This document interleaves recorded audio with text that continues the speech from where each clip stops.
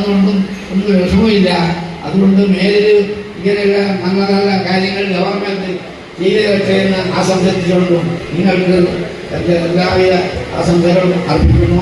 പിന്നെ നിങ്ങൾ വീഴുന്ന സുമിത ടീച്ചറുണ്ടല്ലോ, നിങ്ങൾ ടീച്ചർ അടുത്തുണ്ട്.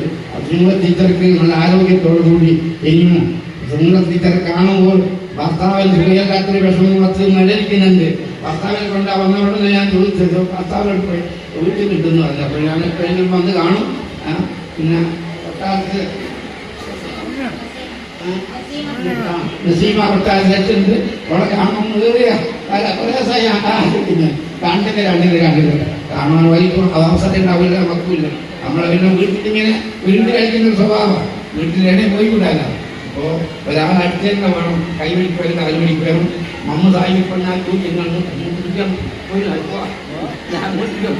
നിശ്ചയിക്കട്ടെ എന്നാൽ ഇത്രമാത്രം പറഞ്ഞ് ഇനി ഇങ്ങനെ വീണ്ടും നമ്മൾ കണ്ടുമുട്ടുവാനുള്ള അവസരം ഉണ്ടാകട്ടെ എന്ന് പ്രാർത്ഥിച്ചുകൊണ്ട് എൻ്റെ വാക്ക് അവസാനിപ്പിക്കുന്നു.